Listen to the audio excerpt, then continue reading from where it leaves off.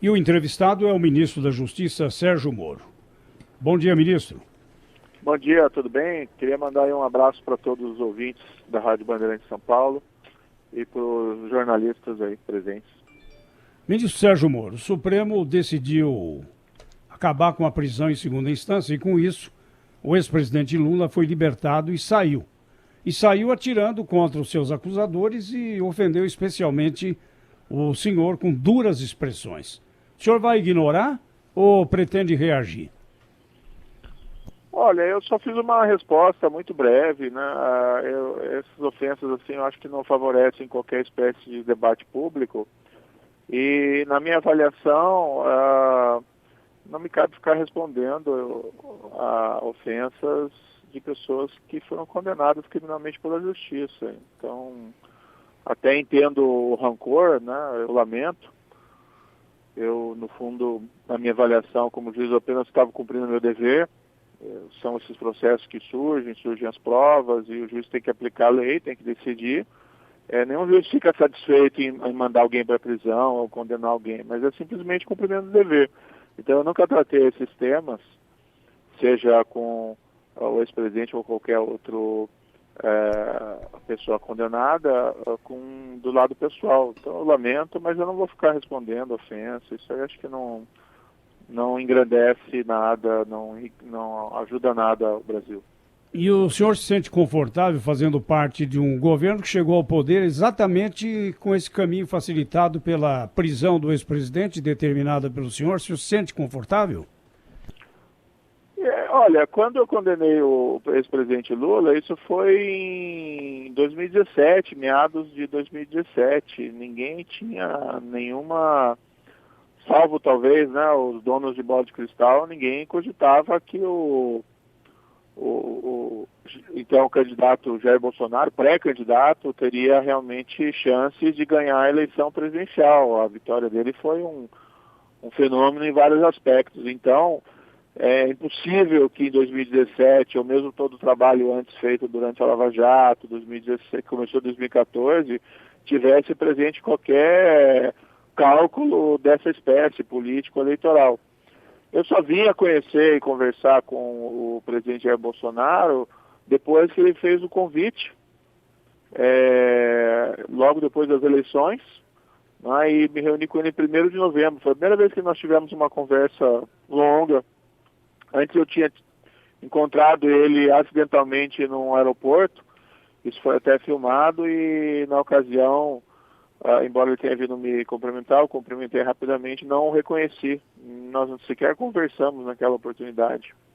Então, assim, pode alguém afirmar que teve algum cálculo eleitoral, mas isso é só um álibi, só uma desculpa, não tem nada disso, nunca houve nada disso. Ministro, muito bom dia, aqui Cláudio Humberto. A gente viu que talvez um dos principais projetos, né, apresentados pelo governo Bolsonaro foi exatamente o pacote anticrime. E a gente está vendo as dificuldades que o pacote enfrenta desde que chegou no Congresso. E a gente sabe também que isso acontece porque boa parte dos parlamentares esteve enrolada ou, se já não foi flagrada, um dia, né, acha que será. E por isso encara sempre com muita má vontade o agravamento de penas, de punição, sobretudo no campo da corrupção. O senhor esperava isso? Esperava essa resistência no Congresso, sobretudo na Câmara dos Deputados, à tramitação de um projeto que, aliás, traduz os compromissos do presidente Bolsonaro assumidos durante a campanha eleitoral. O senhor esperava tanta resistência?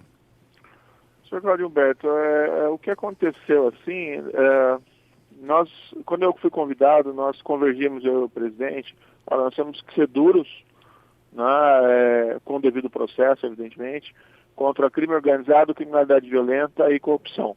Né? São 3 flagelos que assolam o Brasil e, embora o Ministério da Justiça tenha várias outras atribuições, o foco nós decidimos que ele é esse. Se pode avançar muito com ações executivas. Acho que nós temos avançado, temos aí fortalecido a Polícia Federal com contratações de agentes, com orçamento. Temos também aí tido bons resultados nos principais indicadores criminais no país. Mas esses avanços legislativos também são igualmente importantes. principalmente porque além deles tornarem a justiça, a investigação criminal mais eficiente, eles acabam mandando uma mensagem para o mundo do crime, e isso é essencial. Eu, sinceramente, pensava que ia ser um pouco mais fácil, né? Tanto que eu apresentei esse projeto lá em fevereiro, e imaginava que, até por ser começo de governo, ia ter uma tramitação um pouco mais tranquila. Mas houve um dificultador, que foi a reforma da Previdência. Houve um foco do governo e do Congresso em cima da nova Previdência. Agora ela foi aprovada, deve ser promulgada hoje até, né? O senador Davi Alcolumbre marcou uma sessão especial para essa promulgação. E existe essa expectativa de que agora o caminho está aberto para a votação do pacote anticrime, né? O próprio deputado Rodrigo Maia falou publicamente dessa intenção de colocá-lo em votação. Então, a minha expectativa agora se renova. Vamos ver se nós conseguimos realmente aprová-lo, claro, sujeito a alterações, a críticas, talvez não seja aprovado por inteiro. Mas a minha pretensão, evidentemente, é ter o projeto aprovado, né? Ministro Temos que Sérgio fazer Moro. isso com diálogo e respeito com os parlamentares. É o Pedro Campos. Queria perguntar para o senhor sobre prisão em segunda instância, porque o assunto foi levado na semana passada ao Supremo Tribunal Federal, foi decidido pelo Supremo Tribunal Federal, mas nesta semana a gente tem uma grande articulação no Legislativo para introduzir no nosso ordenamento jurídico um dispositivo que permita a prisão após segunda instância. Na visão do senhor, seria mais adequado colocar esse dispositivo na Constituição Federal, no Código de Processo Penal? Onde que é cabível esse novo dispositivo, hein? O senhor Pedro gosta daquela frase lá do Deng Xiaoping, né? Como é que ele fala? Não importa a cor do gato, desde que ele pegue o rato. Então, se modificar a Constituição, modificar a lei, e se isso for suficiente, não importa tanto. Se for na Constituição, isso gera vamos dizer, uma proteção maior contra eventuais novos questionamentos jurídicos, né? Ficou muito claro pela decisão do Supremo, foi uma decisão dividida. Então o Supremo decidia de uma forma, mudou isso em 2016, reiteradas vezes reafirmou esse precedente, e veio esse novo julgamento e se formou uma nova maioria com voto de diferença, né? 6-5. Nós temos que respeitar a decisão do Supremo, evidentemente, é uma instituição essencial para a democracia, para o Estado de Direito, mas fica muito claro, pela maioria apertada, que a compreensão dos ministros sobre a presunção de inocência não é totalmente convergente, que vários deles entendem que se poderia executar a partir da segunda instância. Sendo assim, tendo 5 votos nesse sentido, dos vencidos, parece claro que não é possível entender que isso seja algo imutável, que não possa ser alterado pela lei ou pela Constituição. E o próprio ministro Toffoli, que proferiu o voto lá definitivo, né, o último voto, que votou com a maioria pelo esperar o trânsito julgado, sinalizou no voto dele muito claramente que não vislumbrava isso como sendo algo que não poderia ser modificado. E aí é muito claro, olha, o juiz interpreta a lei, né, ou a Constituição. O Congresso tem a competência, a atribuição constitucional, por sua vez, de alterar a Constituição, seguindo lá os procedimentos próprios, ou alterar a legislação, também seguindo os procedimentos próprios. Então eu vejo isso com muita naturalidade. O Tribunal proferiu uma decisão que gera alguns problemas na aplicação da justiça e da lei. É possível alterar a lei para que nós tenhamos um resultado diferente. Ministro, bom dia. Thaís falando aqui. O presidente do Congresso Nacional, da Câmara dos Deputados, Rodrigo Maia, disse ontem em entrevista ao Estadão que não encara essa mudança para a prisão em segunda instância como uma emergência. Aliás, essa é uma pauta que vai disputar espaço com essa agenda econômica enorme que o governo mandou semana passada para o Congresso Nacional e ainda tem mais coisa por vir. Como é que o senhor está vendo a articulação política para isso? O senhor vai se envolver nessa articulação? O senhor vai trabalhar por qual agenda que ande mais rápido? A econômica para o país voltar a crescer ou a de prisão em segunda instância para tentar fazer justiça aí com o legado que o senhor imaginava ter deixado? Bem, são duas situações. Nós temos que ter um sistema de justiça que funcione, né, primeiro por uma questão de justiça. Então nós temos às vezes crimes, e não é só corrupção, às vezes são crimes de sangue, né, que permanecem impunes porque o nosso sistema é excessivamente demorado e essa ideia de ter que esperar o trânsito julgado acaba estimulando recursos sem fim. Por outro lado, a atuação da justiça, a punição do criminoso, a diminuição da impunidade, é essencial como efeito preventivo para diminuir a criminalidade. Então, a necessidade de admitir a execução em segunda instância vem primeiro por uma questão de justiça e uma questão de segurança pública. Mas nós temos que agregar que ter um ambiente com menor criminalidade, incluindo aí, inclusive, menos corrupção, também é um fator importante para o crescimento econômico. É aquilo que a gente chama do império da lei, né, que o empresário muitas vezes quer para trazer investimentos para o Brasil, que é ter um cenário de previsibilidade, em que as regras são definidas e que se alguém desobedecer às regras e praticar, por exemplo, crimes para obter vantagens econômicas no mercado, essa pessoa vai ser punida. O que nós vimos nos últimos anos, eu estive fora do país algumas vezes, falando com muitos interlocutores estrangeiros, é que esse enfrentamento do Brasil contra a corrupção era visto como um ativo importante do Brasil. Vários outros países emergentes, vários outros mercados emergentes, não tinham esse ativo para apresentar. E os estrangeiros viam isso como um atrativo para investimentos. Eu não coloco dinheiro no Brasil porque ali a competição é desleal, porque não se seguem as regras, porque se cometem crimes, porque a gente não sabe o que vale de verdade. E esse enfrentamento da corrupção, essa imposição do império da lei, foi algo extremamente importante. Então, também na perspectiva da retomada do crescimento econômico, a luta contra a criminalidade, a luta contra a corrupção é algo essencial. Então, não são pautas autoexcludentes.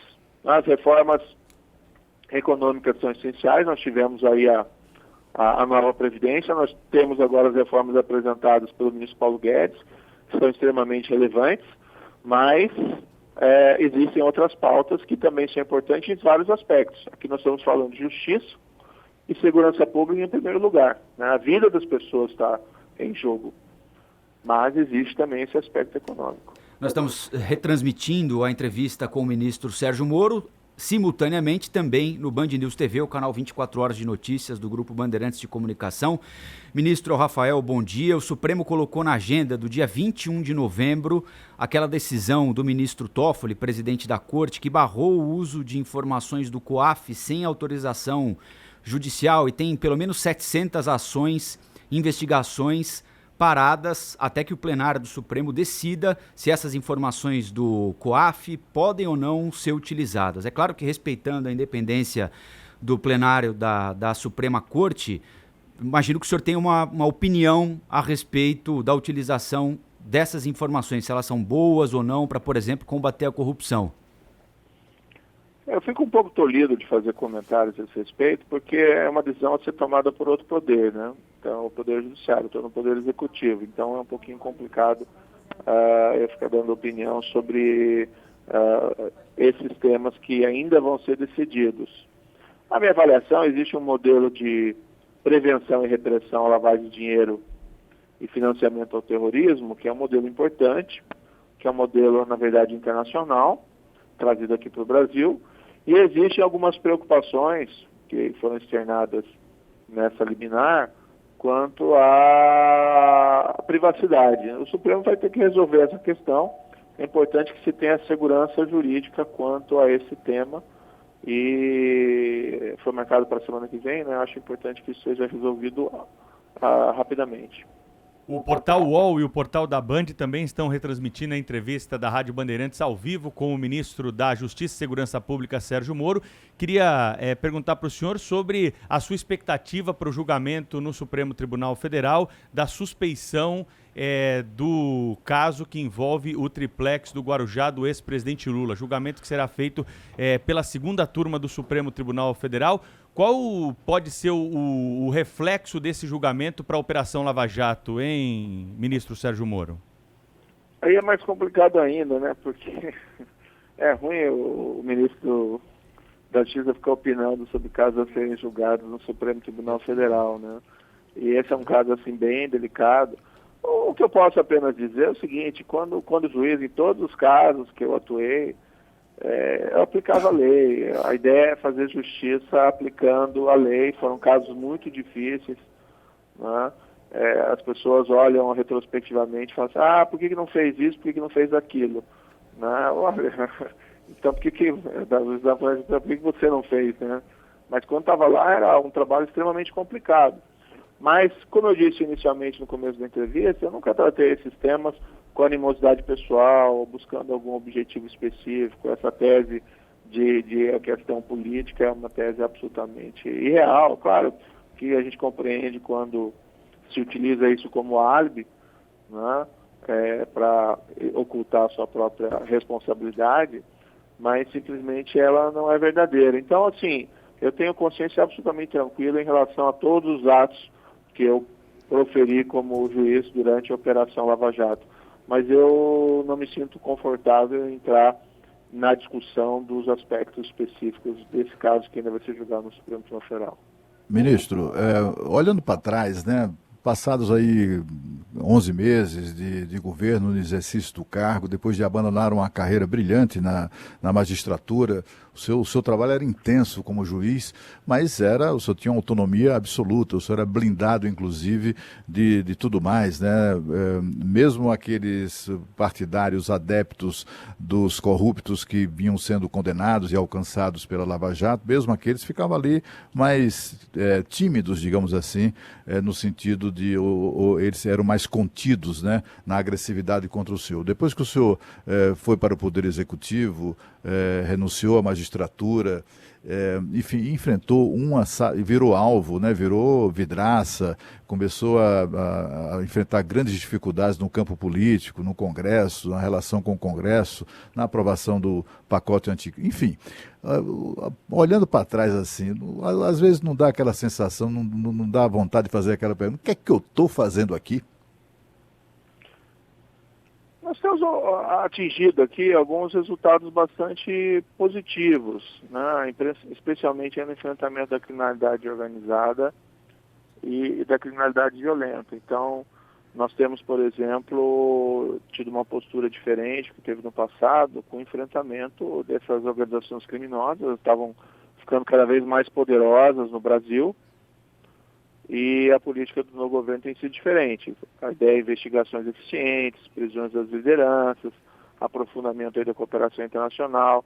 Nós temos intensificado esse isolamento das lideranças em presídios federais, né? Nós tivemos mais ou menos aí 319 dessas lideranças transferidas para presídios federais só esse ano, um número muito maior do que, por exemplo, o que foi transferido no ano passado, e cortado a capacidade dessas lideranças de comandar crimes de dentro da prisão. Isso tem tido um impacto. A Polícia Federal também tem tido aí uma atuação mais eficiente, ilustrada aí por recorde de apreensão de cocaína, destruição de plantações de maconha nos nossos países vizinhos, confisco de patrimônio desses criminosos. Isso tem refletido, a meu ver, em parte na queda dos indicadores de crimes. Então se vê aí até agosto desse ano uma queda de assassinatos da ordem de 22%. Isso não é o governo que faz, são inclusive esses institutos, organizações não governamentais, que fazem também essas apurações e que não são lá muito simpáticas ao governo, não. Isso significa 7.906 pessoas a menos, né, que não foram assassinadas esse ano. Rouba-banco caiu 40%.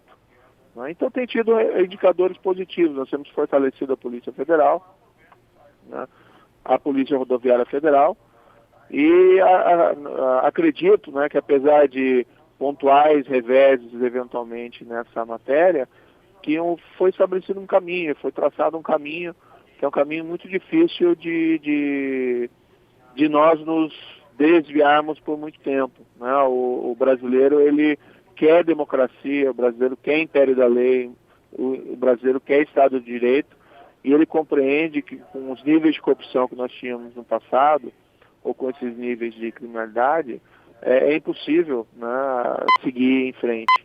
Então, eu acredito que nós estamos no rumo certo. Eu deixei a magistratura com certo pesar, né? Eu gostava de ser juiz, 22 anos de magistratura.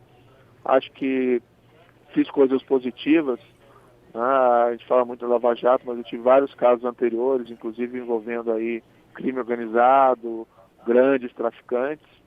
Era uma carreira que realmente me atraía, que eu gostava. Mas havia esse desafio maior de buscar tentar consolidar esses avanços contra a corrupção e também avançar contra o crime organizado e a criminalidade violenta. Esses resultados estão sendo buscados, né, com afinco pelo Poder Executivo, e nós persistiremos nesse caminho. Não existe Ministro Sérgio Moro, arrependimento. minha última pergunta ao senhor. E o vazamento dos diálogos entre os integrantes da Força Tarefa, que foi divulgado pelo Intercept? Não faltou uma reação na hora, tanto do senhor, que foi citado algumas vezes, como dos procuradores? Simplesmente se aceitou assim, passivamente, que tudo aquilo fosse verdade? Não, veja, o que houve foi um hackeamento criminoso, né, uma evasão criminosa de aparelhos celulares dos procuradores, e aí houve uma divulgação de mensagens cuja autenticidade até hoje não foi demonstrada, com um absoluto sensacionalismo. Então, umas coisas assim, absolutamente exageradas. O procurador fala lá, eu vou requerer prisão preventiva do fulano Y. Aí, supostamente, o juiz diz, a prova tem que ser muito robusta. Aí alguns jornais divulgam, o juiz está dando conselho ao procurador. É um total disparate. No fundo é um desconhecimento aí da prática jurídica. Mas houve sim uma reação, né? No entanto, havia a questão envolvida aí da liberdade de imprensa, da divulgação dessas mensagens criminosas. Eu, sinceramente, tenho minhas dúvidas se isso está compreendido pela liberdade de imprensa, mas nós não queríamos aí adotar qualquer medida autoritária. A Polícia Federal fez uma investigação, esses hackers estão presos e está sendo investigado todas as circunstâncias da obtenção dessas mensagens e como isso foi repassado. Na minha avaliação, o que se tem apenas, né, apesar de alguns que divulgam essas mensagens se vangloriem lá, que estariam fazendo alguma espécie, atendendo o interesse público, a meu ver o que existe aí é apenas divulgação de supostas mensagens obtidas por meio criminoso para anular condenações de pessoas que cometeram crimes graves de corrupção. Eu não vejo como isso pode ser analisado como algo positivo por qualquer pessoa de bom senso. Mas, enfim, houve sim a reação na forma da lei, né? Ministro Sérgio Moro, muito obrigado por sua participação aqui no Jornal da Bandeirante Gente e até uma próxima oportunidade, hein? Então tá, muito obrigado e queria desejar aos senhores, senhora e todos aí um bom dia e uma boa semana.